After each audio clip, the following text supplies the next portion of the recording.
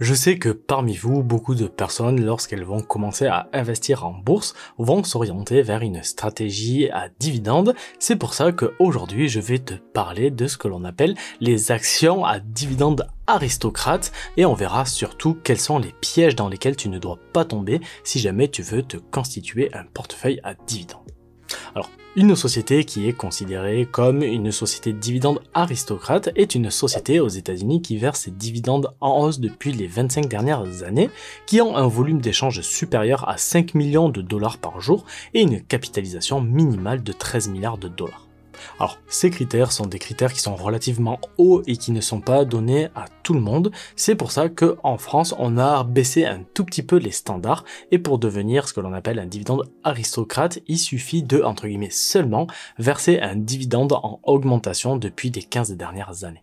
Et pour te donner une idée de la liste des actions que l'on peut retrouver qui sont des dividendes aristocrates, eh bien tu retrouves par exemple aux États-Unis des grands noms comme Procter & Gamble, 3M, Coca-Cola, Johnson & Johnson, Colgate-Palmolive, Lowe's ou encore même Walmart.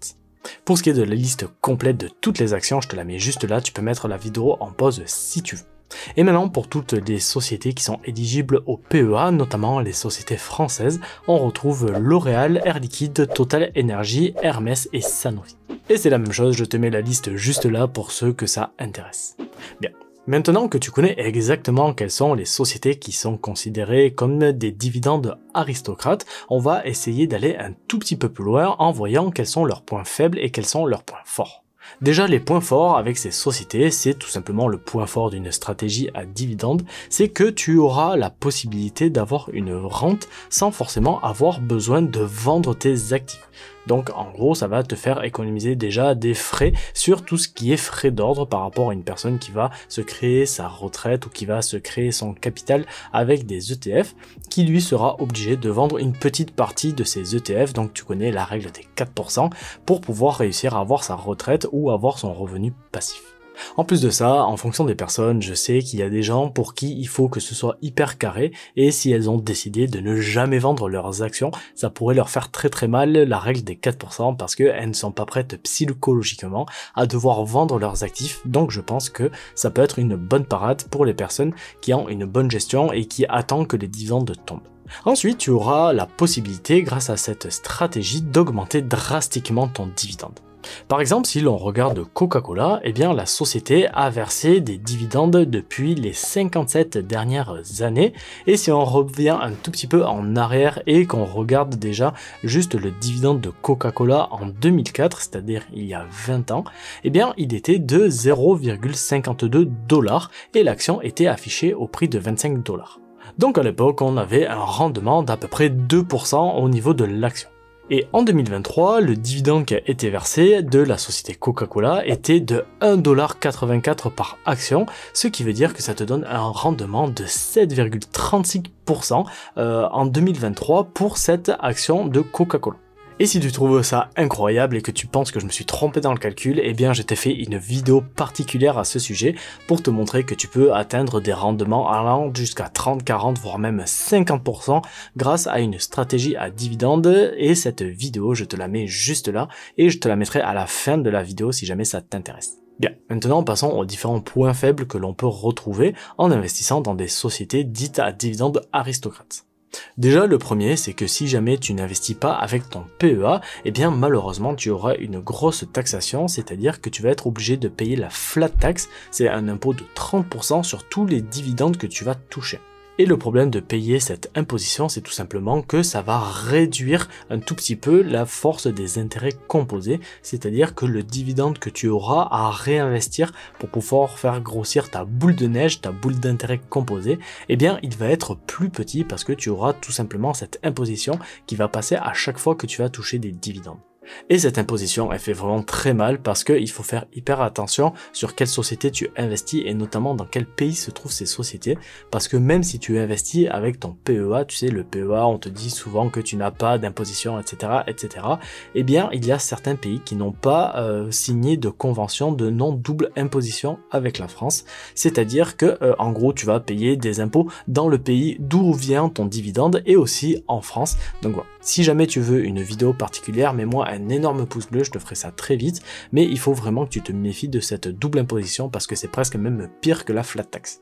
Ensuite, un autre des petits inconvénients, c'est que tu auras moins de performance parce que tu auras ton dividende qui va être détaché du prix de l'action, c'est-à-dire que si une action était à 100 € et qu'elle monte à 110 €, eh bien si l'entreprise verse un dividende de 10 €, eh bien tu auras 10 € de dividende dans ta poche, dans ton solde espèce sur ton compte, mais tu auras ton action qui va elle aussi baisser de 10 €, donc elle va rester à 100 €, c'est-à-dire que tu n'auras fait aucune performance entre guillemets, mais tu auras ton dividende sur ton compte. Donc voilà, en fonction des personnes, s'il y a des gens qui sont un petit peu comme moi, qui préfèrent avoir des lignes dans le vert plutôt que voilà, d'avoir des dividendes qui tombent, eh bien il faudra peut-être faire attention à une stratégie avec des sociétés dividendes aristocrates.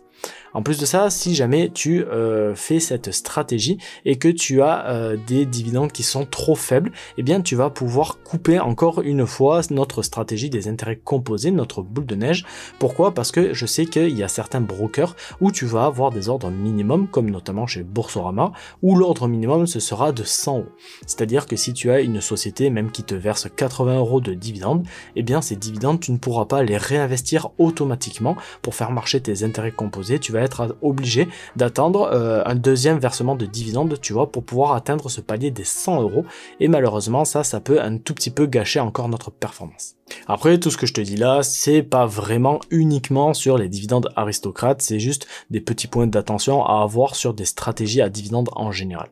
Mais bon, si je t'ai quand même convaincu avec des sociétés qui sont hyper robustes, des sociétés qui sont hyper solides, tu le vois comme Coca, comme Total, comme Air Liquide, si tu t'intéresses un tout petit peu à la bourse, on ne parle que de ces sociétés quand on veut avoir un portefeuille solide et que tu veux investir dedans, eh bien je vais maintenant te parler des points qui sont les plus importants à regarder dans une société avant d'y investir. Déjà, la première chose que tu vas devoir regarder, ça va être quel est le payout ratio des sociétés. Alors, le payout ratio, c'est tout simplement la part de bénéfices que va redistribuer une société à ses actionnaires. Si on regarde par exemple maintenant la société Coca-Cola, tu vois que son payout ratio est de 78%, c'est-à-dire que Coca-Cola a versé 78% de ses bénéfices à ses actionnaires. Voilà, là c'est Coca-Cola, c'est une grosse société, mais personnellement, si je vais investir sur des sociétés à dividendes, ce que je ferais, c'est d'essayer de faire en sorte d'investir dans des sociétés où le payout ratio ne dépasse pas les 70%. Ensuite, il va falloir que tu regardes quel est le rendement en fonction de ton objectif.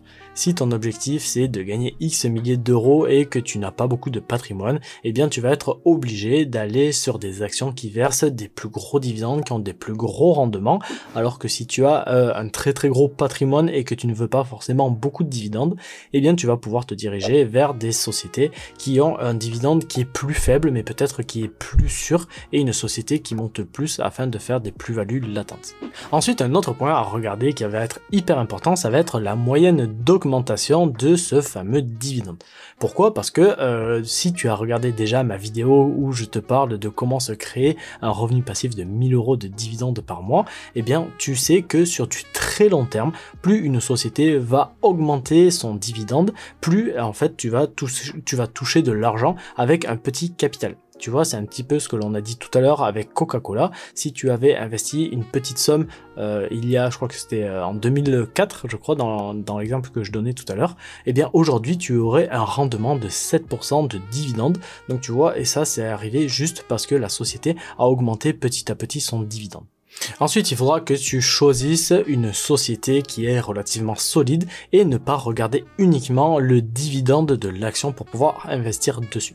Par exemple, si on regarde Air Liquide, eh bien c'est une société dans laquelle j'investirais beaucoup plus facilement que Orange. Pourquoi? Tout simplement parce que sur du très long terme, la société Air Liquide est une société qui se valorise même si elle a un rendement qui est plus faible, alors que Orange a un très gros rendement, mais tu vois que son prix a totalement dégringolé et que aujourd'hui il fait tout simplement du surplace.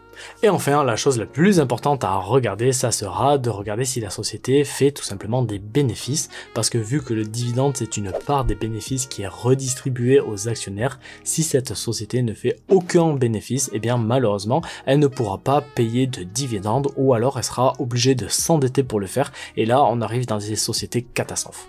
Et enfin, pour finir cette vidéo, si jamais tu ne souhaites pas acheter d'actions toi-même directement et suivre leurs actualités, tu auras quand même la possibilité de passer avec des ETF aristocrates dividendes.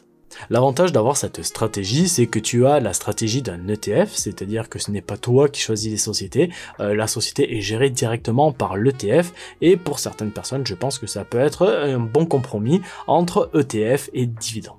Et pour ça, tu vas pouvoir investir avec 3 ETF qui sont distribuants de la part de la société SPDR. Et pour rappel, un ETF qui est distribuant, c'est un ETF qui va te reverser les dividendes et qui ne va pas les réinvestir pour toi directement. Donc, pour le premier ETF, tu auras un rendement de 1,93% et tu investiras sur 133 sociétés américaines. Avec notre deuxième ETF, tu auras un rendement qui lui sera de 3,65% et tu investiras dans le monde entier. Et ce sont des ETF, je te l'ai pas dit, mais qui sont éligibles uniquement avec un compte titre, c'est-à-dire que tu auras une imposition de 30% à chaque dividende que tu touches.